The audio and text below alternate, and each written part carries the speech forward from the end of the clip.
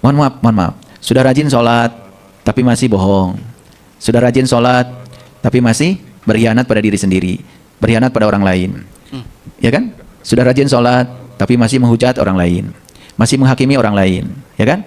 Banyak kayak gitu, banyak kan? Bolak-balik pergi haji, umroh gitu ya, tetapi pulang dari sana juga tidak ada yang berubah, gitu. Ya sama seperti sekarang nih, sedang pada saum ceritanya, ya. Ceritanya. Ya, harusnya kan kalau menurut ilmu kesehatan, saum itu ya kalau saum tidak makan tidak minum saja itu yang minimal, itu sudah membuat tubuh kita tambah bugar. Apalagi kalau ditambah lagi dengan puasa. Ya, puasa itu kan dari bahasa Pali, dari kata upa fasa. Upa itu upaya, metode, strategi, pendekatan, fasa itu berdiam diri. Nah, berdiam diri dalam apa? Berdiam diri di keluhuran budi atau yang disebut dengan berdiam diri dalam kesadaran. Jadi puasa itu ya, arti yang sebenarnya sebetulnya bukan tidak makan tidak minum siang hari, tetapi menjaga supaya diri berdiam di keluhuran budi atau di kesadaran yang tinggi. Sehingga tidak terjebak untuk ya jatuh kepada alam-alam rendah. Gitu. Tapi kan banyak, mohon izin ya, katanya sedang puasa, sedang saum, tapi masih membicarakan orang, ya kan? Ya, di pasar juga banyak yang marah-marah, ya. Di rumah juga banyak yang pagi-pagi udah sahur masih kesel, tidak menerima kenyataan, itu kan? Ya, gampang tersinggung, masih banyak kayak gitu. Nah, ini kan artinya seperti menanam di tanah tandus. Seperti menanam di tanah tandus. Jadi tandus ini sebetulnya adalah kekeringan diri, baik kekeringan pengetahuan, kekeringan cinta, kekeringan keadilan, kekeringan kesabaran, maupun kekeringan pengabdian. Sehingga banyak orang yang hidupnya itu hanya sibuk untuk ngurusi diri sendiri aja, tidak peduli pada orang lain. Itu sebetulnya tema yang akan kita bahas hari ini. Saya senang kalau banyak yang bertanya. Jadi kembali saya masuk ke Al-Kahfi tadi, ya. Inginkah aku beritahukan kepada kamu orang-orang yang paling merugi amalannya? Ya. Siapa orang itu? Allazina dhalla sa'yuhum fil hayati dunya wa hum yahsabuna annahum yusinuna sun'a. Yaitu orang-orang yang telah sia-sia, dola. Dola itu bisa sia-sia, bisa juga tersesat, bisa juga bingung, ya. Yaitu orang-orang yang telah sia-sia perbuatannya dalam kehidupan di dunia ini, tapi dia menyangka dia telah berbuat sebaik-baiknya. Coba, siapa yang tidak menyangka kalau sudah nahan lapar dari pagi sampai maghrib itu tidak soleh? Betul nggak? Siapa yang tidak menyangka kalau sudah sholat wajib dilakukan berjamaah, tambah sholat sunat itu sholat ini, tambah wiridan macam-macam. Siapa yang menyangka kalau itu tidak soleh? Pasti semua orang menyangka saya sudah melakukan yang soleh. Pasti semua orang menyangka saya sudah berbuat sebaik-baiknya. Pasti begitu, ya. Karena ayat ini mengatakan, inginkah aku beritahukan kepada kamu tentang orang-orang yang paling merugi amalannya, yaitu orang-orang yang telah sia-sia amalannya dalam kehidupan dunia ini, sementara dia menyangka kalau dia telah berbuat sebaik-baiknya. Karena kita ini sudah terdoktrin, ya, untuk melihat amalan kita diterima atau tidak itu tidak bisa melihat hari ini. Seburuk apapun hari ini nggak peduli, karena doktrinnya kita sudah punya pahala, yaitu pahalanya itu di kehidupan yang akan datang, kan gitu. Jadi tidak pernah melihat hari ini. Padahal di dalam kitab Ibnu Atha, ya, di kitab Al-Hikam, dikatakan begini, kalau kamu ingin tahu amalanmu itu diterima oleh Tuhan, lihat saja apakah ada yang berubah pada diri kamu, kan gitu. Kalau kamu ingin tahu amalanmu itu diterima oleh Tuhan, ya, tidak usah tanya Tuhan, tidak usah tanya malaikat, lihat saja pada diri kamu, ada yang berubah nggak pada diri kamu. Gitu. Sama, ya. Kalau kita ingin tahu sholat kita diterima atau tidak oleh Tuhan, maka tidak usah tanya Tuhan, tidak usah tanya malaikat, ya. Tanya aja diri kita, apa yang berubah setelah saya sholat? Pernah nggak begitu? Nah, ini karena kita ini sudah terdoktrin, kita itu kadang-kadang justru malah jadi sombong. Benar kata Sayyidina Ali, ya. Jadi penyakitnya orang alim itu sombong. Ya, kalau orang itu merasa sudah melakukan banyak ritual, bukan memikirkan ritualnya itu berdampak apa, malah mikirin orang lain yang tidak melakukan, lalu memaksa orang lain harus melakukan seperti yang dia lakukan. Padahal yang dia lakukan juga dia tidak mengerti. Jadi sangat masuk akal kalau di Quran dikatakan, ya, di surat An-Nisa ayat 142, ternyata orang munafik itu bukan orang yang nggak sholat. Yang munafik itu orang yang sholat menurut Quran. Bunyinya begini, innal munafiqina yukhadi'unallaha wa huwa khadi'uhum. Sesungguhnya orang munafik itu yang suka menipu Allah. Dan Allah juga akan membalas tipuan mereka. Apa sih tipuan orang munafik? Yang pertama, wa iza qamu ila shalah qamu kusala. Dia itu suka berdiri untuk sholat, padahal sebenarnya dia tuh nggak mau. Dia tuh malas. Cuman karena takut neraka, pengen surga, kan begitu, ya. Ngerti ya penjelasan saya? Ini Quran yang sedang saya bicarakan itu. Saya bicara nggak muluk-muluk, yang sederhana aja, yang sederhana, supaya kita bisa introspeksi diri, ya, gitu. Jadi kata Quran, ya, orang munafik itu yang suka menipu kepada Allah. Kan menipu tuh gini, seperti menghadapkan wajah, tapi sudah punya agenda lain nih di sini. Tukang tipu kan begitu, betul nggak? Ngajak bisnis, wah bicaraan baik-baik, padahal di hatinya itu sudah ada agenda lain, sudah ada kensia, gitu tukang tipu mah, ya. Jadi kalau bicara itu punya agenda, ada agenda. Ya sama seperti kebanyakan orang.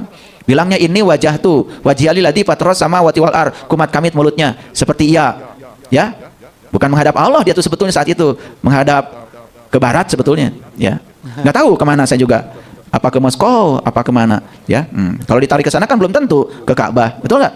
Emang kalau menghadap Ka'bah kita dapat apa? Kan Ka'bah itu materi, kan Ka'bah bukan Allah. Tapi bilangnya kan di sini, ini wajah tuh wajhil ladzi fatras samawati wal ard. Aku hadapkan wajah batinku kepada zat yang telah menciptakan langit dan bumi. Kan gitu bicaranya. Seperti menghadapkan wajah, padahal di sini sudah ada agenda lain nih, ya. Betul nggak? Apalagi ketika sholatnya itu sudah pengen ngatur Allah supaya Allah ngikutin kemauan kita. Karena kita kebetulan nih lagi nyalonin jadi RT, ya. Kali aja terpilih lagi, kan begitu. Betul nggak? Itu udah punya agenda. Tahajudnya punya agenda, duhanya punya agenda. Itu yang namanya riba tuh itu. Jadi riba itu sebetulnya, ya, ada bunga-bunga saat kita transaksi dengan Tuhan. Riba itu bukan urusan bank. Kalau bank itu dilebihkan, pinjaman kita dilebihkan, ya wajar kan, bank harus bayar listrik, bayar karyawan, bikin aplikasi, pengembangan sumber daya manusia, ya wajar dong, kita sepakat kok. Tapi yang bahaya itu nih bunga-bunga ini nih, ya, seperti ibadah pada Allah, padahal sudah ada agenda. Agendanya mau ngatur Allah. Kali aja kalau sujudnya banyak, Allah itu jadi bager, bisa diatur-atur sama kita, kan begitu, ya. Gitu apa tidak? Ya ini cerita orang munafik, ini bukan cerita bapak ibu, bukan, ya. Ini mah cerita orang munafik, saya mah bukan cerita bapak ibu. Bapak ibu mah nggak beda. Ya, nah inilah perlu belajar ngaji itu, perlu ada jeda sedikit gitu, ya, jangan terlalu sibuk, ya. Kalau saya nggak bisa ngaji itu one day one juz, nggak bisa saya. Satu ayat aja kadang-kadang saya nangis aja berjam-jam gitu, ya, merenungi ayat itu, karena saya malu, ya, sama Allah. Kalau saya diberi akal, diberi tubuh yang sempurna, saya diberi kecerdasan, bisa melihat, bisa mendengar, bisa berpikir, kalau saya tidak bisa menangkap gitu apa yang dipesankan oleh Allah. Karena buat apa kita membaca kalau hudannya, kalau petunjuknya itu tidak bisa kita tangkap dan diamalkan? Karena Quran itu kan sebetulnya untuk menyelamatkan, bukan untuk dibaca berulang-ulang kita nggak ngerti. Lanjut, ya. Jadi orang munafik itu dia suka sholat, tapi sholatnya itu malas. Sebetulnya nggak mau sholat, sebetulnya. Cuman karena kalau nggak sholat kan saya dibilang tuntutan sosial. Ya, ada tuntutan sosial, ada validasi eksternal. Apalagi sholatnya itu pengen surga, takut neraka. Wah, itu mudah bablas lah, itu mah pasti, ya. Boro-boro buat di akhirat nanti, buat hari ini juga nggak ada hasilnya. Cuman sombong aja, ya, karena udah hitam. Ya, lanjut. Dia suka sholat, kata Allah. Yuro ananas.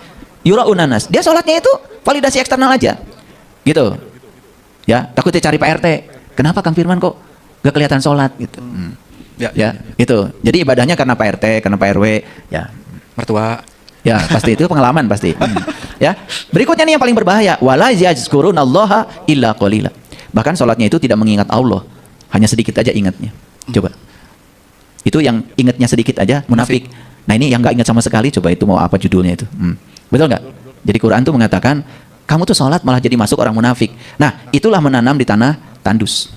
Jadi maksud saya udah banyak nanamnya, Kang Firman, capeknya udah banyak, ya. Tetapi ya tidak ada hasilnya, kering kerontang amalannya. Sabarnya nggak ada, bijaksananya nggak ada, ya. Toleransinya nggak ada, cinta kasihnya nggak ada, ulas asihnya nggak ada. Hidup hanya mementingkan diri sendiri. Banyak kayak gitu. Banyak apa tidak? Banyak. Siapa di antara? Itu Kang Firman. Jadi judul itu. Kalau disebut banyak, udah bingung. Tapi biasanya kalau ayah bicara begini, berarti lagi cerita yang ada di sini. Biasanya yang dihadirkan Allah itu suka cocok dengan judulnya. Soalnya ayah nggak bawa laptop, soalnya berarti ayah nggak pakai konsep nih, gitu kan. Aduh, ini ngalir terus nih. Nggak bawa laptop, nggak boleh. Ini ayah, kalau cocok nggak di Al-Baqarah juga ada ayat bahwa kebanyakan orang mengaku beriman dan kebanyakan orang mengaku berbuat kebaikan, tidak berbuat kerusakan, padahal mereka berbuat kerusakan. Nah, apakah yang seperti tadi ayah sampaikan, menanam di tanah tandus itu kan tidak berbuat kerusakan, artinya tidak merugikan siapa-siapa. Kalau bicara tadi di Al-Kahfi, apakah kamu ingin diberitahu orang-orang yang pekerjaannya rugi, gitu loh? Bagaimana ayah? Kan tidak merugikan orang lain. Ya, gini, wa minan nasi may yaqulu amana billah wa bil yaumil akhir wa ma hum bimumin. Ya, banyak manusia yang mengatakan, ya, bahwa dia itu beriman kepada Allah. Padahal sesungguhnya kata Allah, kamu tuh bukan orang yang beriman, ya. Tadi Kang Firman bilang kan nggak ada yang dirugikan. Sebentar, kan ada ayat lanjutannya. Yukhadi'unallaha walladzina amanu wa ma yahda'una illa anfusahum wa ma yash'urun. Ya. Kamu itu hendak menipu Allah dan menipu orang yang beriman, padahal kamu mau menipu diri sendiri. Kan sudah rugi itu. Kan menipu diri sendiri. Betul nggak? Cuman kamu tidak sadar. Karena apa? Karena merasa seolah-olah sudah gitu. Nah, saya mau tunjukkan buktinya yang seperti ini. Yang aku beriman itu. Kata Kak Firman tidak bikin kerusakan. Oh, mana enggak? Coba ya. Ketika seseorang itu ya mengaku beriman dan mengaku seolah-olah yang paling tahu, ini oleh orang awam, oleh masyarakat kan pasti digugu. Pasti ya. Dianggap tokoh, dianggap tahu. Padahal dia tuh sebenarnya tidak tahu. Cuma dia tidak tahu bahwa dirinya tidak tahu. Tetapi karena dia menampilkan seolah-olah seseorang yang tahu, seolah-olah orang yang bisa diteladani gitu, yang bisa menyelamatkan, padahal dirinya juga bingung. Kan itu justru menipu banyak orang. Ya. Dan biasanya di Quran tuh ada ayat yang mengatakan bahwa bisa jadi ya orang yang menyesatkan itu orang yang terpilih. Nggak ngerti ya gimana? Orang yang menyesatkan itu orang yang terpilih.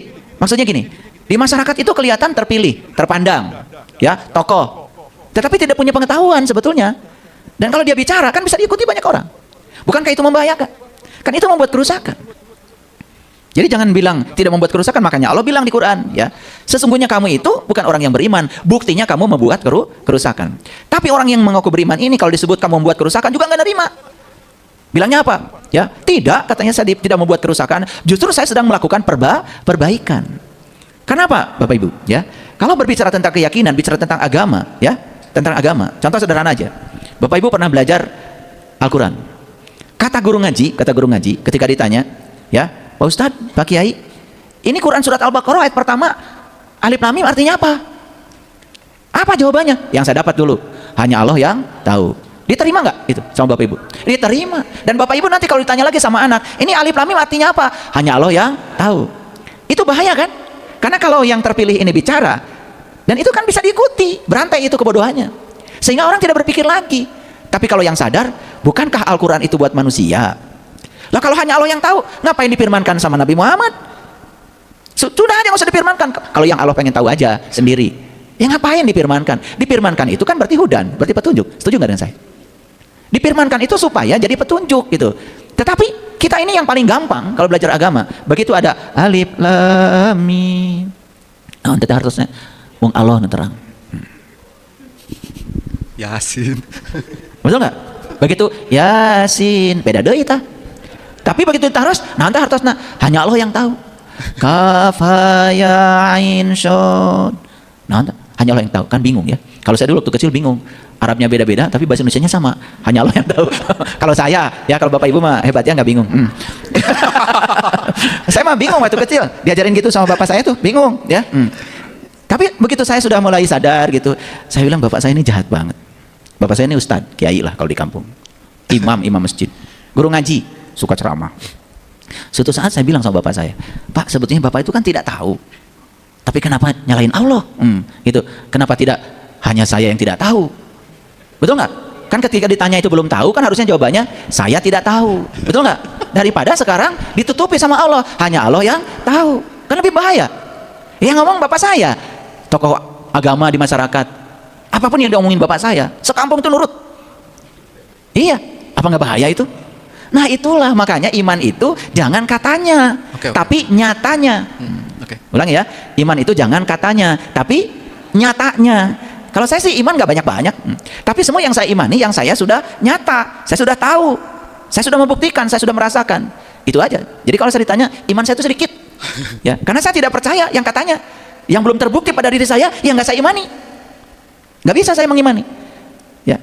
Seperti saya ditanya kan, ya ada yang nanya sama saya, ya, Bapak percaya nggak sama siksa kubur? Sebentar, siksa kubur yang di mana? Itu yang di kuburan, begitu habis dikubur kan disiksa. Ya nggak percaya saya. Loh kenapa? Lah kan saya belum mati. Paham ya? Kan saya belum ada di sana. Terus saya harus percaya gitu. Tapi kalau saya ditanya, siksa kubur ada? Ada. Di mana? Saya sering tersiksa. Iri hati tersiksa. Betul nggak? Membanding-bandingkan rumah tersiksa. Membanding-bandingkan gaji tersiksa. Membanding-bandingkan pasangan tersiksa. Ya, sering saya tersiksa di sini. Ya, begitu ada masalah dibesar-besarkan tersiksa. Betul nggak? Ada orang yang bicara kasar dimasukin ke hati tersiksa. Nah, kalau yang itu sih saya percaya. Kenapa? Lah saya ngalami tiap hari. Makanya di Quran ada kata-kata la ikroha fiddin. Jadi ternyata agama itu tidak bisa dipaksakan. Misalkan ya, pokoknya harus percaya. Kalau nggak percaya masuk neraka. Apalagi kalau ditakut-takutin gitu, makin nggak percaya saya. Saya baru bisa percaya kalau ada bukti. Dan ternyata sebetulnya agama itu akal. Dan tidak ada agamanya bagi yang tidak berakal. Dan agama itu semua bisa dibuktikan kalau mau. Tapi kalau kita cuma percaya pada katanya, ya sudah, selesai. Tidak mungkin kita akan mengalami hal baru. Nah, kembali pada judul lagi, Kang Firman. Menanam di tanah tandus. Ya, menanam di tanah tandus. Jangan-jangan kita ini sudah banyak menanam pohon, tetapi giliran waktunya panen, gak ada yang tumbuh. Saya khawatir itu aja, gitu. Gak ada yang tumbuh. Padahal waktunya panen. Udah nanam padi 3 bulan, ternyata gak ada yang tumbuh. Nanam jagung, ternyata waktunya panen gak ada yang tumbuh. Nanam timun, ternyata jamnya panen gak ada yang tumbuh. Kita cuma berangan-angan saja, kali aja nanti panen, kan gitu. Padahal udah jelas tanahnya juga tandus. Nah, kenapa saya mengajak kita berpikir ini? Kalau tanah kita tandus nih, tandus, yuk kita sekarang bikin dulu, olah dulu tanah ini nggak tandus. Berarti harus disuburkan dulu dong, betul nggak? Nah, tadi dikatakan di Quran bahwa orang munafik itu yang sholatnya menipu Allah, berdiri tapi malas, kan gitu, berdiri tapi ria, berdiri tapi tidak ingat kepada Allah. Berarti kan seperti menanam di tanah tandus. Apa masalahnya nih, kan gitu. Kembali kita lihat sejarah. Oh, Nabi Muhammad ternyata sebelum sholat itu kan Isra Mi'raj dulu, betul nggak? Berarti beliau itu kan tahu dulu yang mau disembahnya itu siapa, baru nyembah. Itu kan sunnah. Dan setelah saya pelajari semua di Quran, Nabi Musa, Nabi Isa, Nabi Ibrahim, semua juga sebelum mereka sholat, tahu dulu siapa yang disembahnya. Nah, inilah upaya untuk menyuburkan tanah tandus. Jadi kalau kita tidak suburkan dulu nih tanah, nanam apa juga nggak akan jadi. Itu maksud saya. Paham ya? Paham ya? Paham. Paham nggak? Oke. Gitu ya. Jadi ini sebetulnya cinta kasih saya aja gitu. Karena saya juga pernah berada di tahap itu. Saya melakukan banyak ritual, saya juga banyak melakukan doa, saya banyak melakukan berbagai macam wiridan. Tapi saya merasa semakin hari semakin gersang aja. Ya, giliran marah-marah, giliran dengki-dengki gitu ya. Ada orang jahat, saya juga lebih jahat lagi sama orang gitu. Boro-boro memaafkan. Itu saya dulu begitu. Nah, karena saya sadar ini kayaknya tandus deh diri saya ini. Makanya saya kemudian mencoba menyuburkan tanah ini dulu. Nah, ini bukan soal keyakinan aja, Kang Firman. Coba kita sekarang cek ya, Bapak Ibu. Bapak Ibu ya, dari kecil diajarkan doa. Udah banyak kan berdoa? Betul nggak? Jujur nih, jujur ya, jujur. Dari sekian banyak yang diidam-idamkan, yang diinginkan dalam hidup, ya, yang diinginkan nih, coba tulis berapa persen yang sudah terjadi dalam hidup kita. Ya kan, semua orang juga pasti kan doa pengen rezekinya banyak, tapi kenyataannya ya morat-marit misalnya. Mohon maaf ya, pengen mobilnya bagus, kan gitu ya. Tapi kenyataannya cicil motor aja diambil leasing, ya, gitu, ya. Pengen bisnis, ya, tapi modal aja susah datang gitu. Mohon maaf. Ini saya bicara fakta, ya. Nah, sebetulnya ada apa sih di situ? Padahal Allah sudah janji di Al-Quran, uji budak wa tada'i idada'an. Tidak ada doa yang tidak dikabulkan oleh Allah. Kata Allah sendiri. Tidak ada di Quran itu doa dibagi dua, ada yang dikabul, ada yang tidak dikabul, nggak ada. Semua doa dikabul. Tapi faktanya, betul nggak? Faktanya, tidak semua yang kita panjatkan sebagai doa itu menjadi kenyataan. Jangan-jangan kita menanam dengan doa seperti menanam di tanah tandus. Ini ada apa sebetulnya? Nah, dijawab sekarang dengan neuroscience modern. Ternyata ya, yang dipahami oleh semesta ini bukan kata-kata. Tapi yang dipahami semesta itu adalah kekuatan pikiran dan perasaan. Saat kita mengatakan itu, jangan-jangan di sini masih tandus. Tidak percaya kalau itu akan jadi kenyataan. Itu tandus. Jadi doa pun jadi menanam di tanah tandus. Sholat menanam di tanah tandus. Puasa menanam di tanah tandus. Umroh menanam di tanah tandus. Haji menanam di tanah tandus. Wiridan menanam di tanah tandus. Jadi akhirnya semua yang kita bicarakan itu masuk dalam kata-kata di Quran surat Al-Kahfi tadi, ya. Yaitu orang-orang yang sia-sia perbuatannya dalam kehidupan di dunia ini, sementara mereka menyangka kalau mereka sudah berbuat sebaik-baiknya. Kan merasa sudah nanam. Betul nggak? Padahal nanam di tanah tandus. Artinya apa? Tidak selaras antara benih yang bermutu itu dengan tanahnya. Karena kita tidak pernah mau peduli. Pokoknya yang penting nanam. Seperti yang orang yang penting sholat, yang penting syahadat, yang penting haji, yang penting umroh, yang penting. Tetapi tidak punya basic ilmunya. Akibatnya apa? Boro-boro untuk urusan besok lusa. Hari ini aja tidak ada dampaknya. Itu yang saya maksud. Mungkin banyak yang jadi yang salah mengira begini, wah ini masalah doanya, jangan-jangan salah ilmunya, jangan-jangan salah guru, nah gitu. Padahal mah. Nah itu biasanya kan yang disalahkan memang pihak lain. Sekarang ini kan sudah ada pemahaman tentang kuantum fisika kuantum, bahwa kalau kita ingin berselaras dengan semesta, maka pahamilah semesta sebagai energi, frekuensi, vibrasi. Sekarang ini kita sudah punya banyak hasil riset. Ternyata manusia ini bahkan disebut dengan biofoton. Ini tubuh fisik aja disebut biofoton. Bio itu biologi, foton itu kan cahaya. Foton itu energi. Tubuh fisik aja disebut biofoton. Apalagi yang tidak fisik, itu sudah foton beneran. Jadi ternyata semua yang fisik dan yang tidak fisik itu energi. Makanya Einstein mengatakan E sama dengan mc kuadrat. Materi dengan energi itu ternyata setara. Artinya energi adalah materi, materi adalah energi. Jadi kalau semua yang materi adalah energi, jadi jangan-jangan semua fenomena fisik itu sebenarnya fenomena energi. Nah sekarang kalau kita, mohon maaf, Kang Firman, kasih modal sama bank, bisnis, modalnya boro-boro untuk kembalikan ke bank, ya toh, boro-boro untuk untung, malah modalnya ludes. Apa yang dilakukan? Kang Firman pinjam lagi, ganti usaha. Pasti akan begitu, karena kita tidak sadar bahwa fenomena fisik tadi itu, kebangkrutan itu bukan fenomena fisik, itu fenomena energi. Jangan-jangan pikiran dan perasaan Kang Firman belum beres, mau dikasih medal berapapun ya tetap aja hancur. Jadi menanam di tanah tandus jadinya. Akhirnya apa? Sudah bisnis bermacam-macam jenis, hasilnya apa? Hasilnya utang. Saya tahu di sini juga ada. Tahu, kelihatan kalau yang punya utang. Oke. Ya kelihatan. Jadi malah utang banyak, ya. Gitu. Nah, jangan-jangan kita ini menanam di tanah tandus. Harusnya apa? Perbaiki dulu. Nah, belajar dulu tentang energi, frekuensi, vibrasi. Ternyata semua fenomena fisik bukan fenomena fisik. Ya, realitas fisik itu ternyata bukan fenomena fisik, tapi realitas fisik itu pada dasarnya adalah fenomena energi. Berarti yang fisik ini hanya proyeksi dari fenomena energi. Berarti apa yang harus diperbaiki? Oke, contoh yang lain. Sakit, ya. Abdi teh teu dama. Tos berobat mah tos kaditu, tos kadieu, tos seep segala. Tapi teu cager-cager. Nah, ini jangan-jangan seperti menanam di tanah tandus. Ini jadi luas nih pemahaman kita. Waktu saya dikasih judul itu, saya juga tidak bisa bicara seperti ini. Pokoknya kalau sudah ada judul, ya pasti saya juga akan dibimbing nanti. Kalau udah bicara di sini, masa dikasih judul aja. Jadi selalu begitu, makanya saya pergi aja ke sini, nggak bawa apa-apa. Nah, kalau udah ada judul dari intuisi, pasti intuisi akan membimbing saya. Ini terus terang ya, saya juga baru ngomong sekarang, ya. Ngomong sekarang, pokoknya apa yang ada di sini saya dengerin aja, ya, saya dengerin aja, ya. Nah, sakit, contoh, ya, katanya pengen sembuh, betul nggak? Tetapi yang diceritakan tuh bukan kesembuhan, ya. Abdi teh sakit, teu damang, saya tuh sakit, sudah bertahun-tahun, sudah berobat kemana-mana, yang dibicarakan tuh itu, padahal pengen sembuh. Ini kan berlawanan nih, seperti menanam di tanah tandus. Antara keinginan dengan praktek itu berlawanan. Sama seperti pasangan, pengen pasangannya lebih baik, tapi yang dibicarakan selalu aja keburukannya, pelitnya, ya kan, iya, pelitnya, ya, kemudian menyebalkan, gampang marah, nggak sabar. Yang dibicarakan itu aja, padahal pengennya yang sebaliknya. Ini menanam di tanah tandus. Kenapa? Yang kita inginkan itu ternyata diruntuhkan oleh energi kita sendiri. Coba, kan inginnya usaha itu berhasil, tapi kalau ketemu orang ceritanya kegagalan aja, ya, betul nggak? Itu bahkan kegagalan itu diposting di media sosial jadi status. Coba, itu lupa bahwa sebetulnya ada ribuan orang membaca status Anda, yang tadinya orang tidak tahu Anda ini bangkrut, orang jadi tahu. Oh, Bapak Firman ini lagi bangkrut. Kenapa tahu? Status. Nah, kebangkrutan dibuat dalam status. Itu doa. Makanya hati-hati menggunakan media sosial.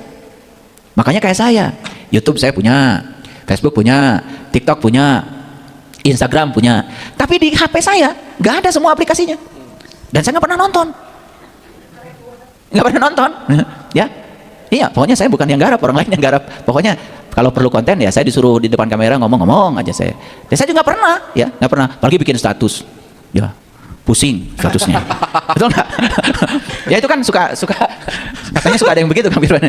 Ya, pusing, bingung, betul nggak? Sakit hati gitu. Itu kan jadi doa. Ya. Bayangkan orang yang tadinya tidak berpikir apa-apa tentang kita, jadi berpikir apa-apa. Nah kita sendiri yang telah menciptakan itu, jadinya apapun yang kita kerjakan, jadinya diruntuhkan oleh energi kita sendiri, menanam di tanah tandus. Udah mulai terbaca ya. Nah, sekarang gimana caranya menyuburkan supaya apa? Ya, supaya yang ditanam ini tumbuh lebat, ada akselerasi, bisa berbuah pada waktunya. Paham ya? Oke. Sebentar. Tapi kalau misalnya boleh dipertanyakan, ada penyebabnya nggak sih ayah? Hal seperti tadi tandusnya itu ada penyebabnya nggak sih? Iya, ada. Atau memang kita menerima paket tanahnya tandus? Ada penyebabnya. Tentu saja ada penyebabnya, ya. Jadi tandus itu kan kekurangan air, betul nggak? Tandus itu disebut tidak subur, ya, karena air tidak bisa mampir di situ. Coba, saya mau nanya, pinter nggak? Air itu senangnya mampir di mana coba? Di tempat yang rendah, pinter. Jadi tandusnya kita ini kenapa? Sombong. Coba. Tar, gimana ayah nyambungnya? Ya, gini, sebetulnya kita ini nggak tahu apa-apa, ya, sebetulnya nggak tahu apa-apa. Bukan menyadari kalau kita ini nggak tahu, malah sok-sok tahu, bahkan mencari topeng untuk disebut agar kita ini sebagai orang yang tahu. Gitu, pengen disebut itu ini kan gitu, betul nggak? Gitu, paham maksud saya? Ya, itu. Kan sebetulnya seseorang disebut kiai, disebut ulama, disebut ustadz, kan nggak pernah ada pelatihannya. Nggak ada. Betul nggak? Tahu-tahu pokoknya ya awalnya sih cuman karena sering ke masjid, betul nggak? Ya kemudian bisa Iqra 1, betul nggak? Ya kemudian tiba-tiba karena nggak ada imam, ya udah kapaksa manehna. Nah lama kelamaan itu merasa ada di zona nyaman, lupa belajar. Tahu-tahu besoknya sudah dapat gelar aja, disebut Pak Ustadz, kan gitu, betul nggak? Nah ini bahaya ini gelar ini. Makanya saya tuh suka, terima kasih Pak Ustadz, cek saha saya Ustadz. Apalagi disebut kiai, ya saya pasti kirim surat itu, tidak terima saya disebut kiai, terlalu mewah bagi saya itu, ya. Saya disebut ayah itu ya mungkin karena anak-anak saya menganggap merasa sebagai ayah itu aja gitu. Gitu. Nah supaya beda ayah kandung dengan ayah yang beda ini, maka disebut ayah guru. Saya juga nggak tahu mereka manggilnya gitu. Saya juga tidak pernah minta bikin pengumuman, tolong saya panggil apa, nggak pernah. Ya pokoknya saya mau dipanggil Saiful Karim aja lah. Yang paling gampang itu warisan nama dari orang tua saya. Itu paling mewah dari orang tua saya itu. Dan dua, saya pengen dapat gelar dari masyarakat jadi orang baik itu aja. Dan tidak usah diwisuda dan tidak perlu sertifikat. Karena itu yang paling mahal. Kalau S1, S2, S3 itu ada wisudanya, ada sertifikatnya, ya gitu. Itu kan dikukuhkan ya Kang Firman, ada wisudaannya. Tapi jadi orang baik itu memang nggak ada wisudaannya. Ada ya. Karena itu adalah kegiatan kecil yang dilakukan terus-menerus, disengaja dan disadari, dan itu yang membuat kita lama-kelamaan disebut sebagai orang baik. Kalau orang merasakan kenyamanan bertemu kita, itu aja yang paling mahal bagi saya. Jadi kembali lagi tadi. Nah, itu dalam bisnis, dalam sakit, dalam agama, banyak macam-macam. Bapak Ibu kan pasti ingin bepergian gitu, ingin kan? Ya, rekreasi gitu ke Eropa, ke Jepang. Ada kemauan apa tidak? Ada ya. Benar, pengen. Ada ya? Oke. Nah, sudah berdoa kan sama Allah, ya Allah, saya ingin pergi ke Jepang, pengen tahu peradaban di Jepang, gitu kan? Doanya. Tapi nggak pergi-pergi kan? Nah, itu menanam di tanah tandus. Jangan-jangan ya kita cuman pengen, tapi di sini ada yang menyangkal. Mana mungkin? Di sini ada menyangkal. Duit dari mana gitu kan? Coba jawaban orang itu kelihatan. Ini saya sering cerita sama Kang Firman. Kang Firman, saya udah beli rumah lagi tuh yang baru. Gimana ya? Karena saya itu kalau ada orang nawarin rumah, nggak pernah bilang uang dari mana, nggak pernah. Walaupun saat itu belum ada. Ya saya bicaranya yang positif aja, menguatkan. Pak, bade digalau ya bumi. Kunaon? Dical. Aduh Pak, menuju Kararapat, serka peryogian. Oh gitu. Emang kenapa? Sesulit apa sih? Ya tetos di bank suratnya. Udah jatuh tempo. Oh, berarti dia minta tolong, sebetulnya bukan mau jual. Betul nggak? Saya mikir gimana caranya supaya dia tetap punya rumah. Betul nggak? Urusan dengan bank bisa selesai, dia bisa tidur. Itu yang kepikir pertama oleh saya. Dan saya tidak mengatakan, duit dari mana? Nggak begitu. Doakan ya, saya ada duitnya. Nanti ke bank saya beresin. Saya mohon maaf Bapak Ibu. Aset-aset saya yang ada ini nyaris bukan niat mau beli. Terus buat apa rumah banyak-banyak? Susah ngurus. Betul nggak? Gitu. Itu hadiah dari semesta karena saya menolong orang. Dan setiap ada orang yang minta tolong, selalu saya bilang nanti juga ada rezekinya. Pasti. Doakan ya. Daripada mengatakan uang dari mana, itu sudah menyangkal Allah. Tidak percaya berarti Allah itu maha kaya kalau begitu. Tapi kita lebih percaya pada ya ego kita.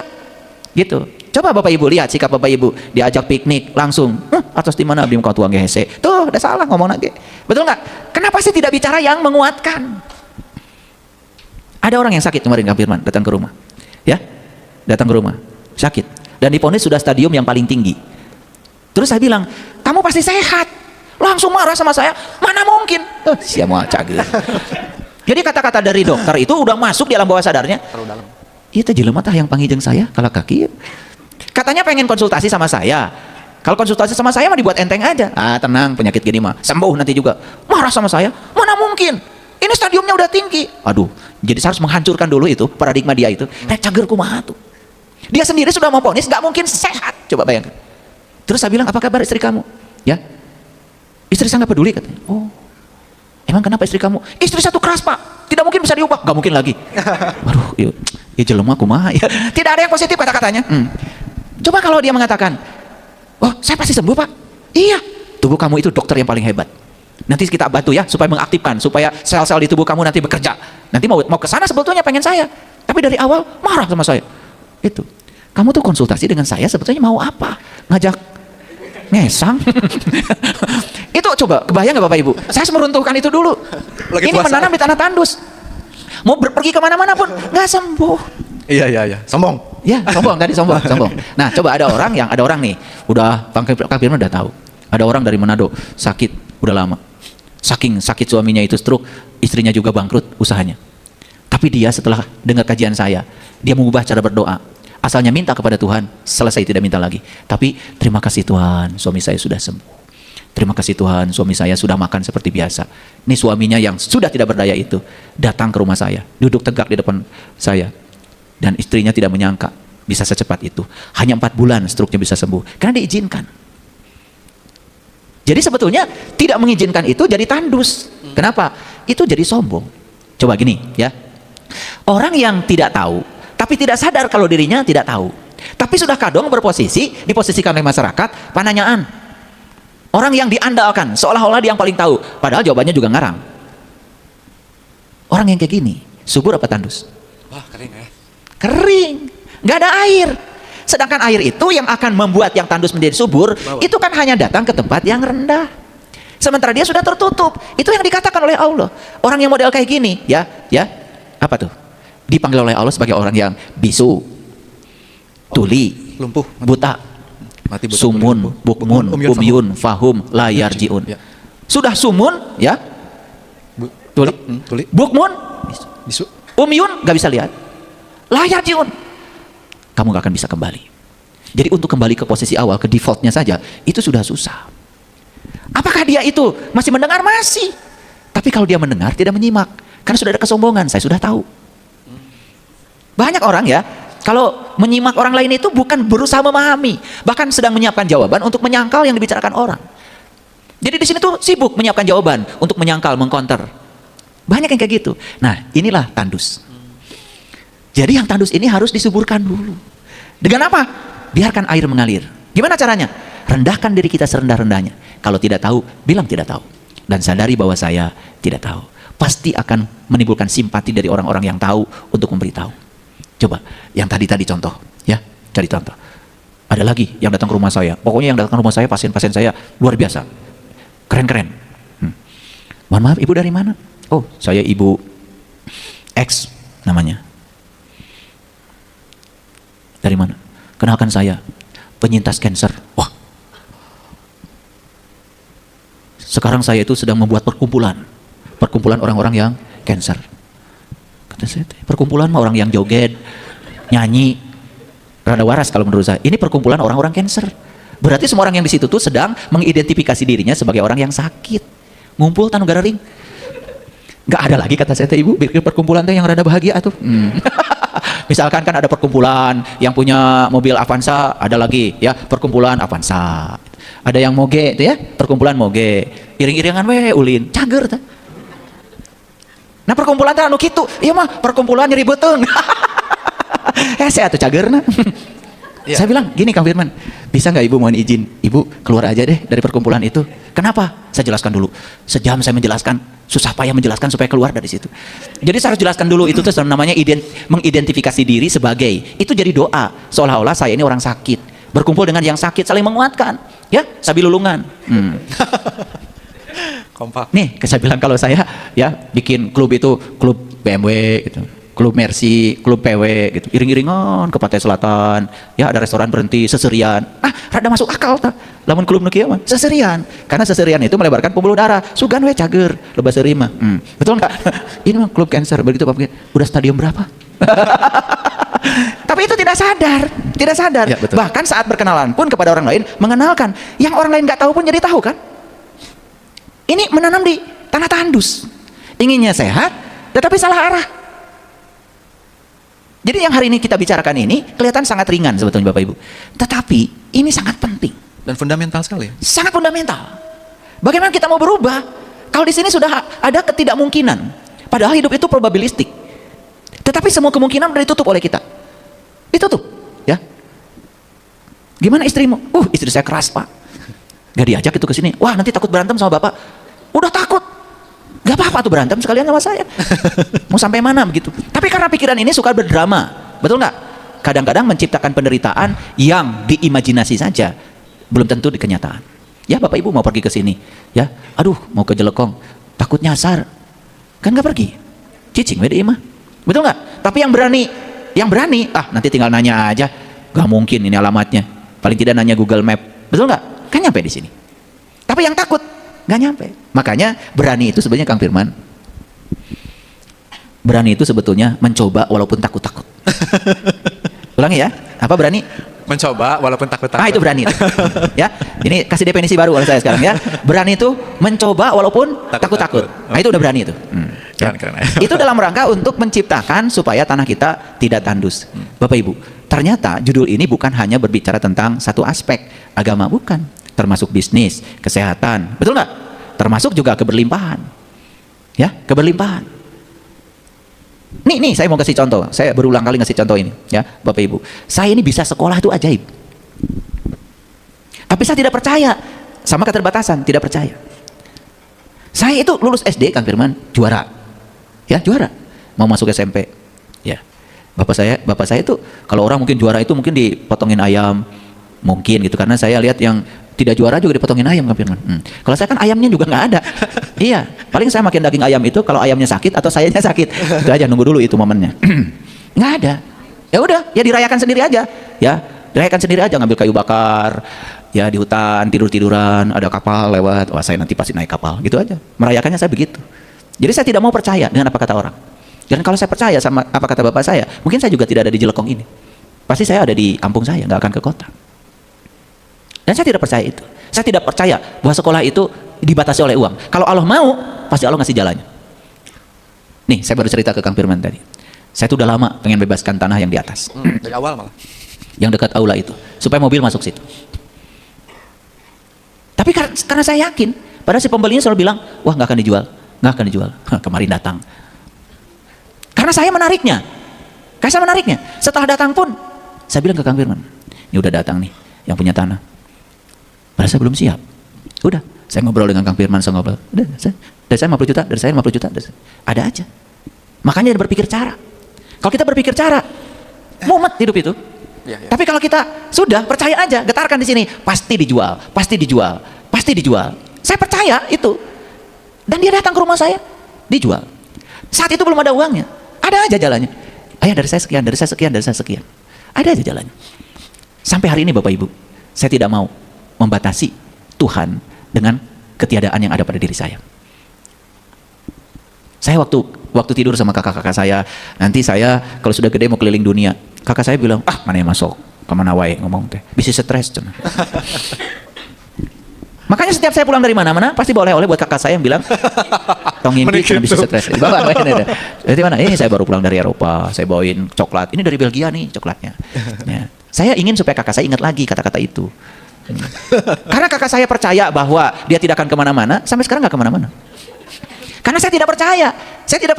Nggak apa-apa, bapak saya tidak punya apa-apa, tapi saya percaya ada Allah. Rasa berkecukupan dengan Allah, rasa berkelimpahan dengan Allah, itu yang saya jaga. Aneh Bapak Ibu, bayangkan ya, saya saudara nggak punya. Saya dari SMA aja Kang Firman, ya.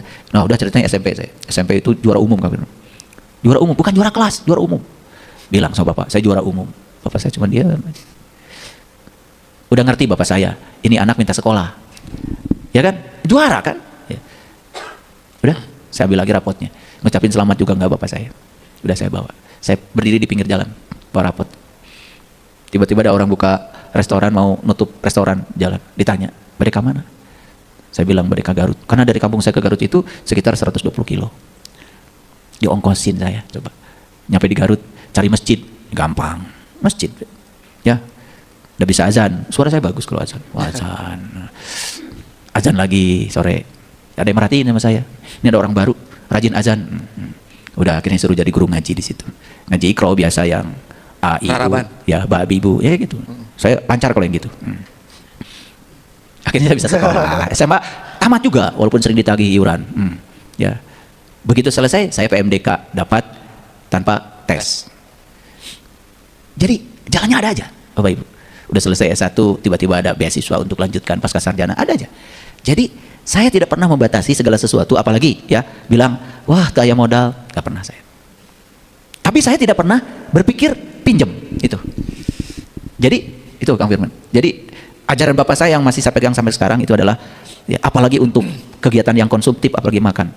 Kadek, lebih baik, lebih hade pae Bapak mah daripada kudu nginjem. Mung boga hutang. Itu Bapak saya. Dan itu dipegang di saya. Jadi saya tuh makanya saya percaya aja akan ada jalannya. Daripada di otak ada kata utang. Utang akan menarik utang baru. Saya bangun nih, Jelekong ini, Bapak Ibu, seluas ini, gak ada utang. Padahal yang nawarin utang banyak Kang Firman sama saya.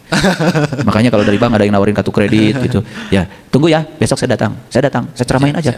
Bahayanya utang itu. Akhirnya nggak nawarin lagi. Karena kata utang tuh bahaya. Makanya saya tidak mau di sini ada kata utang, diganti berkelimpahan. Allah yang Maha Kaya bersama saya. Diganti aja kata-kata itu. Itu program. Nah, saya tidak mau menanam di tanah tandus. Gitu. Keren ya. Tepuk tangan dulu teman-teman. Aduh. Terlalu serius nih. Ayah, beberapa juga sudah ada yang bertanya. Ya. Nah, dan nanti juga para sahabat di studio juga boleh bertanya ya. Nanti tim juga siapkan saja mic-nya. Sebentar Ayah. Rabbana atina fid dunya hasanah wa fil akhirati hasanah wa qina azabannar. Doanya seperti itu Ayah. Entah saya menanam di tanah yang mana. Yang jelas saya tidak merasa kemana-mana. Nah, lalu bagaimana saya bisa mengetahui bahwa saya sedang menanam di tanah tandus? Ya. Lalu kemudian bagaimana merubahnya ya? Ya. Bagaimana caranya kalau saya sedang menanam tanah tandus? Kan ada hasilnya. Ya jelas. Jadi tahu, dia merasa tidak kemana-mana katanya. Nah, itu kan tidak kemana-mana itu hasil. Itu kan sudah alarm bahwa dia menanam di tanah tandus. Kan buktinya nggak ada hasilnya. Gitu. Jadi udah jawab sendiri pertanyaannya. Gimana caranya saya tahu kalau saya menanam tanah tandus? Udah tahu kan nggak ada hasilnya. Berarti udah terjawab kan gitu aja. Nggak usah susah-susah. Masa dijawab sama saya, ya kan? Ya kan. Tapi pertanyaan keduanya mau saya jawab. Siapa ya? Ya. Gimana caranya? Nah ini, gitu. Tadi sudah dijawab. Ya, tandus itu karena kekurangan air. Air itu mengalir dari tempat tinggi ke tempat rendah. Ini air ini simbol aja, simbol. Ternyata saya menemukan data. Mohon maaf Bapak Ibu. Ternyata ya rezeki pun lebih senang pada orang sabar. Jadi ketika rezeki ada di tangan orang yang nggak sabar, dia akan mencari jalan untuk pergi ke orang yang sabar. Ini benar lah itu. Jadi saya amati gitu ya, gitu. Ini wajah-wajah tidak sabaran semua. Ya. Contoh gini, ya. Kita ini misalkan gini, contoh gini. Jadi saya pernah bicara dengan seseorang, ya. Dia bilang begini, saya mau jual tanah ya. Untuk apa tanah itu? Tanah ini dipakai tambak. Dijual. Emang kenapa? Ini tambak saya rugi terus. Oh gitu. Saya kasih tahu gini, ngasih taunya gini. Ini batu nih, batu. Kemudian ini palu, ya, palu. Nah, ini batu ini sudah dipukul oleh seseorang. Sebutnya sama si A. Nah, si A ini udah mukul batu 98 kali. Hasilnya tidak pecah. Datang nih si B, ambil palu yang sama, dipukul sama dia cuma 2 kali, hasilnya pecah. Ngerti? Ini hasil B pecahnya atau hasil A? Hasil bersama kan? Betul nggak? Cuman si A ini nggak sabar, tinggal 2 kali lagi sebenarnya dia mukul, berhenti ya. Lalu si A nggak kebagian apa-apa. Itu yang saya bilang tadi, rezeki aja pasti akan pindah dari yang tidak sabar ke yang sabar. Paham ya? Lalu pindah ke sini. Gara-gara apa? Gara-gara nggak sabar. Padahal cuma 2 langkah lagi. Jadi akhirnya setelah saya jelaskan begini, gimana? Gak jadi ayah katanya, dijual. Udah. Dia nanam lagi. Tetapi dengan niat yang berbeda. Kalau dulu nanam, niatnya pengen uang. Kalau sekarang, karena ingin jadi kepanjangan tangan Allah, bermanfaat, saya ingin menghasilkan udang sebanyak-banyaknya, supaya banyak orang yang bisa terlayani restoran, dapat udang murah. Niatnya diubah. Bukan uang lagi, bukan itu lagi. Niatnya diubah. Apa yang terjadi? Sampai sekarang, terus sukses. Paham maksud saya? Jadi ngerti teori tadi? Rezeki itu mengalir dari yang tidak sabar kepada yang sabar. Ini contoh lagi. Saya menyaksikan ya, ya menyaksikan di sebuah perusahaan, karena saya dulu jadi konsultan perusahaan. Ada pimpinan perusahaan dikit-dikit marah, kan karyawan jadi resah tuh Kang Firman, nggak nyaman. Akhirnya karyawan demo supaya dia turun, ya, dan karyawan menentukan minta ke pemegang saham supaya si A yang diturun, naik dia. Ternyata betul, orang yang pertama ini nggak sabar, dikit-dikit marah. Sampai sekarang si orang yang mengganti itu masih jadi pimpinan perusahaan, karena dengan karyawannya enak. Benar nggak omongan saya? Nah, jadi kalau Bapak Ibu suka kesulitan rezeki, udah jelas nggak sabar. Ya, kalau orang Sunda mah ada naon Kang Firman, hejo cokor naon. Naon, hejo tihang naon. Hejo tihang, hejo cokor. Ya, pokoknya suka pindah-pindah. Ya, hejo apa? Hejo tihang ya. Maaf ya, itu saya konfirmasi, takut salah. Kelamaan di Itu. Jadi baru usaha ini pindah lah gitu. Yang kayak gitu, yang gitu. Ya, hejo tihang. Karena apa? Ternyata sukses itu adalah melakukan kebiasaan-kebiasaan kecil terus-menerus, disengaja dan disadari, dan terus-menerus, itu sukses. Sehingga banyak orang yang tanya sama saya, itu bisa bikin audio 30 juz direkam lagi, ayah tuh tidurnya kapan? Saya mah tidur jam 12 siang tidur, saya mah malam tidur. Jamnya tidur ya tidur, saya nggak mau mengambil hak saya. Tidur. Tapi jamnya rekaman saya rekaman, cuma setiap hari sejam bikin rekaman. Tapi tiap hari itu 30 juz beres itu jadi audio. Nah sekarang udah jadi audio, makan ya alhamdulillah Kang Firman. Kang Firman pengen audio saya 23 juta. Iya, itu dulu saya tidak berpikir itu, pokoknya sejam. Ya sekarang yang mau video audio saya 30 juz, yang audio penjelasan Al-Quran secara terperinci 23 juta. Ada diskon lah jadi 25 juta. Ya mah sholat dia ahli terus berkata tapi terubah-ubah. Nah itu berarti. Nah itu ada betul. Sesuatu. Berarti. Nah itu berarti menanam di tanah tandus. Nih lihat saya sekali lagi. Tadi saya mengatakan rezeki mengalir dari tempat yang tidak sabar ke orang yang sabar. Perhatikan ya. Ini saya baru dapat cerita nih Kang Firman. Jadi begini ya. Ada orang punya toko. Dia tuh sukses sebetulnya. Nah, tetapi ke karyawan, ke pelanggan itu selalu kata-katanya itu tidak enak. Kadang-kadang suka keluar kesombongan seolah-olah dia itu kayalah begitu, sehingga merendahkan kepada orang lain. Kalau nawar itu malah justru suka merendahkan. Nah, itu dipotret nih sama si karyawannya. Saya kalau bisa kaya seperti ini, nggak akan seperti itu saya. Gitu. Saya akan memperlakukan ini orang ini jadi punya toko. Bahkan lebih maju daripada orang ini. Itu bukti lagi bahwa rezeki itu pindah dari yang tidak sabar pada yang sabar. Jadi sekarang Bapak Ibu kalau agak susah rezekinya, udah jelas tuh nggak sabar. Ya. Baik, mangga tepuk tangan para sahabat. Silakan, barangkali di studio ada yang mau bertanya, silakan. Boleh Pak, silakan. Mic-nya. Kasih. Sebentar. Mic. Jadi yang tadi udah terjawab ya, Kang Firman? Terjawab Pak ya. Oke. Hahaha. Waalaikumsalam warahmatullahi wabarakatuh. Menanam di tanah tandus. Ini ya, nggak menanam tapi tumbuh.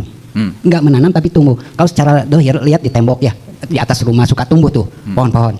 Nah, yang saya rasakan sekarang ya, saya tuh ketemu ayah tuh bukan karena saya langsung sendiri pengen ketemu ayah, enggak. Ada orang yang negatif sama ayah. Saiful Karim tuh sesat. Orang mana kata saya itu, saya nggak kenal Saiful Karim. Dilihatin videonya. Ini di mana orangnya kata saya tuh. Saya nggak tahu, rumahnya juga nggak tahu.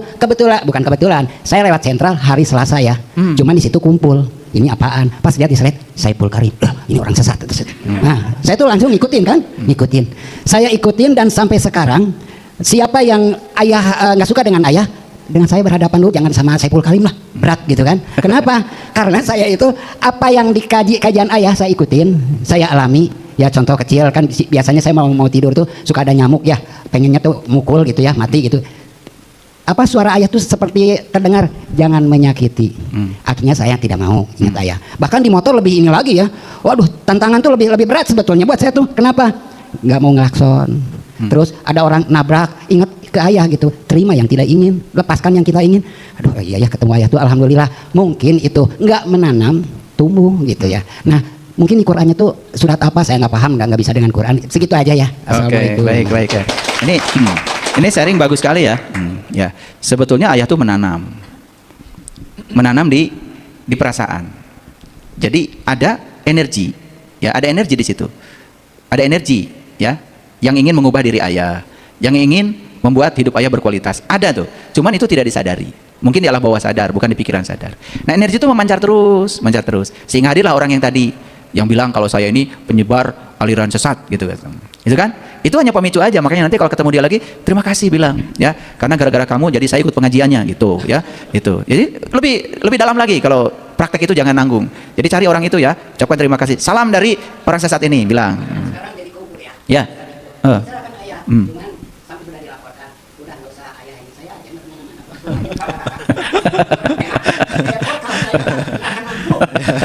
Ya, saya juga bingung ya, karena nggak pernah ada yang datang sama saya. Ya, udah nggak apa-apa. Karena gini ayah, ya, kalau kita sudah sadar, kalau ketemu yang nggak sadar, harus diterima seutuhnya. Kasihan dia belum sadar. Kalau kita pernah tidak sadar, cuman sekarang udah agak sadar lah gitu. Makanya kalau kita ingin dibilang orang pintar, kalau ketemu orang bodoh, terima aja apa adanya. Kan kasihan yang bodoh belum pernah pintar. Kalau kita pernah bodoh, jadi udah pengalaman, gitu ya. Jadi bukan tidak menanam. Karena tidak ada di alam semesta ini yang datang kepada kita secara kebetulan. Semua kita yang menariknya. Cuma disadari atau tidak disadari. Sama seperti doa. Saya tidak minta ini, yang saya minta itu. Cuman kita nggak sadar. Seperti tadi, minta sehat. Sudah diungkapkan minta sehat kepada Allah. Tapi kan kita cerita sakit, mengeluh sakit. Nah, frekuensi yang paling kuat itu yang diterima oleh semesta. Yang paling kuatnya. Ya. Jadi sebetulnya bukan tidak menanam. Menanam cuma tidak disadari. Jadi oleh karena itu ya kita juga harus berterima kasih. Makanya saya sering bergurau. Kalau kalian nanti masuk surga, yang harus kalian ingat pertama kali setan ya. Ucapkan terima kasih sama setan. Itu ya. Karena setan itulah yang telah memasukkan kamu berjasa masuk surga. Nggak ada setan kamu masuk surga. Nggak dapat nilai. Nggak dapat nilai. Itu gurauan saya. Jadi sebetulnya disadari ya. Nah, cuman hati-hati dengan tidak menanam. Karena apa? Kalau kita tidak menanam itu biasanya yang muncul tuh rumput liar. Gitu. Karena hukum alamnya kalau nanam tomat rumput ikut. Kalau nanam rumput tomat nggak ikut. Jadi gitu. Makanya setiap nanam kebaikan pasti yang buruk-buruk tuh ikut. Kalau nanam keburukan tidak mungkin yang baik ikut. Ya. Jadi sebetulnya kembali lagi kepada yang tadi. Saya tuh suka bingung ya dengan orang-orang yang tidak tahu tentang saya, tapi berpersepsi tentang saya. Makanya saya tidak perlu bahas karena itu bukan tentang saya. Itu persepsi dia tentang saya, bukan tentang saya. Oh yang tahu saya sendiri. Bahkan istri saya, anak-anak saya tidak tahu saya yang sebenarnya. Karena yang tahu yang sebenarnya yang saya rasakan adalah diri sendiri. Jadi buat apa saya peduli pada yang begitu? Makanya bagi saya itu hanya apa tuh? Ya riak-riak lah riak. Karena laut itu kalau nggak ada riak itu nggak ada yang nonton. Ya, laut itu membusuk kalau nggak ada ombak. Ya, terima kasih ayah. Ayah, ini ada yang pertanyaannya lucu ayah tentang sabar. Ya, ini juga mungkin mewakili para pertanyaan para sahabat. Ayah, tolong jelaskan tentang sabar. Saya seorang istri. Ya. Yang sudah lebih dari 5 tahun ini baru itu. Oh baru. Sudah sekian tahun ini tidak pernah dinafkahi oleh suami dan saya menerima. Apakah saya tergolong sabar? Ya, betul. Ya. Sabar itu definisi yang sebenarnya adalah bertahan walaupun tidak nyaman. Itu sabar itu. Ya, bawa nanti ke rumah definisi ini. Sabar itu apa? Bertahan walaupun tidak nyaman. Itu dulu definisinya dulu buatan saya. Okay. Ya, bertahan walaupun tidak nyaman. Kenapa saya berani begitu? Karena saya pengalaman menerapkan Quran surat Al-Baqarah ayat 216. Wa asa an takrahu syai'an wa huwa khairul lakum. Wa asa an tuhibbu syai'an wa huwa syarrul lakum. Wallahu ya'lamu wa antum la ya'lamun. Boleh jadi kamu membenci sesuatu, padahal itu amat baik bagi kamu. Karena ini perlu sabar walaupun tidak nyaman. Jadi untuk dapat kebaikan itu harus sabar. Kalau nggak sabar, kebaikan nggak dapat. Dapat yang tidak diinginkan langsung ditendang habis. Padahal di situ ada kebaikan. Nah gara-gara tidak sabar juga, apa yang terjadi? Ada sesuatu yang diinginkan langsung dicapluk. Dicapluk. Bahasa apa? Diambil. Padahal itu racun. Tapi kalau sabar terhadap yang disebut buruk, tidak buru-buru menendang. Terhadap sesuatu yang disebut baik, tidak buru-buru menerima. Wait and see. Tunggu dulu. Nah, ternyata di balik itulah, di balik kesabaran kita akan melihat kebaikan. Dan kalau yang tidak sabar, bukan hanya uang juga tidak mau mengalir pada dia. Apa yang terjadi? Dia juga tidak akan dapat kebaikan. Makanya as-sobur di Asmaul Husna itu tingkatan yang ke-99. Mulai Ar-Rahman dulu, Ar-Rahim, Al-Malik, Al-Qudus, As-Salam. Nah, tingkatan yang ke-99 baru as-sobur. Maka di Quran dikatakan sabar dan sholat itu berat kecuali bagi orang-orang yang khusyuk. Siapa orang yang khusyuk? Yaitu orang-orang yang percaya bahwa dia akan berjumpa dengan Tuhannya dan dia akan kembali kepada Tuhannya. Jadi orang khusyuk dulu biar bisa sabar. Yaitu orang yang percaya kalau dia akan berjumpa dengan Tuhannya dan akan kembali pada Tuhannya. Dia harus bisa menarik dulu sifat-sifat Tuhan yang Maha Sabar ke dalam dirinya. Baru sabarnya akan muncul. Oke, betul. Tepuk tangan para sahabat. Benar.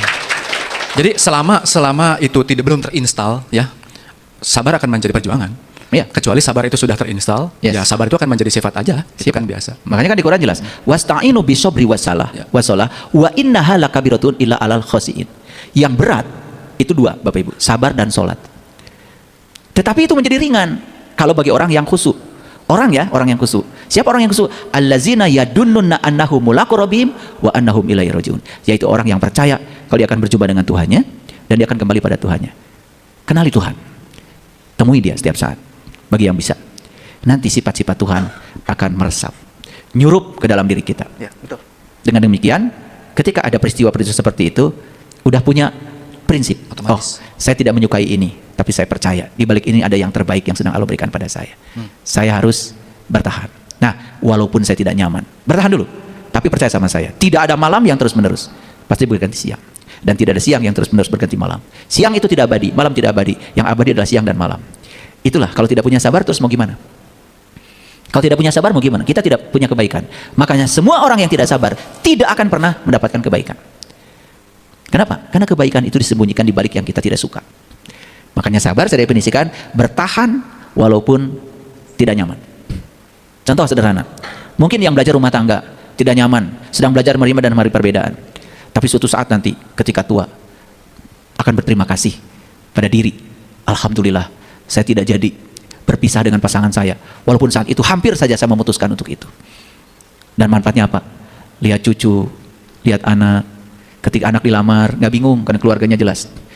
Coba sekarang, banyak orang yang menyesali karena sudah berpisah mengikuti hawa nafsunya. Ketika anak aja mau dilamar, gak jadi cuma karena apa? Orang tuanya gak jelas katanya.